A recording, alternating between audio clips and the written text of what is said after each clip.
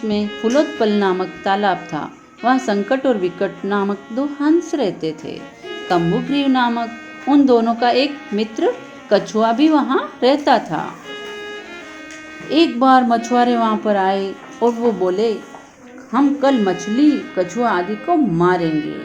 ये सुनकर कछुआ बोला, हे मित्रों, क्या तुम दोनों ने मछुआरों की बात सुनी? अब मैं क्या करूं?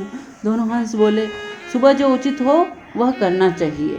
कछुआ बोला, ऐसा नहीं है, इसलिए जिस प्रकार से मैं अन्य तालाब में पहुंच जाऊं वैसा उपाय कीजिए।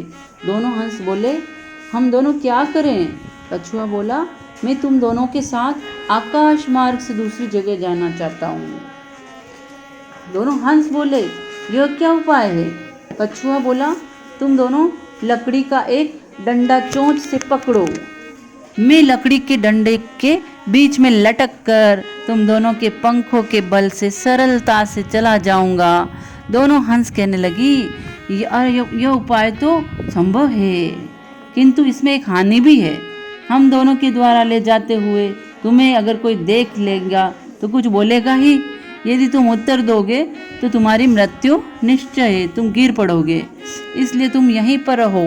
यह सुनकर क्रुद्ध हुआ कछुआ बोला, क्या मैं मूर्ख हूँ? उत्तर नहीं दूंगा, कुछ भी नहीं बोलूंगा, इसलिए जैसा मैं कहता हूँ वैसा ही तुम दोनों करो। इस प्रकार लकड़ी के डंडे पर लटकते हुए कछुए को ग्वालों ने देखा। उसके पीछे दौड़े और बोले, अरे महान आश्चर्य, दो हंसों के साथ कछुआ भी उड़ रहा है।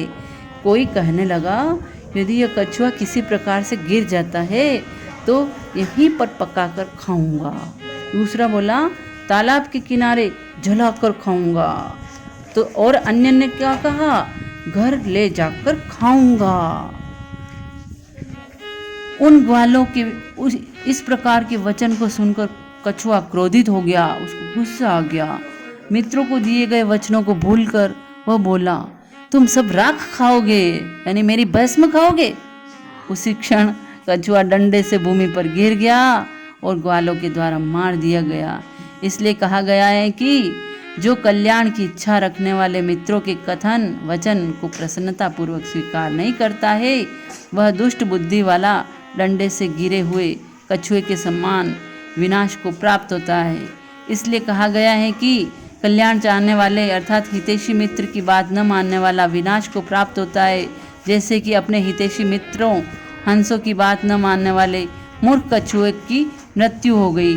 अतः सदैव हितैषी मित्रों की बात को प्रसन्नतापूर्वक स्वीकार करना चाहिए।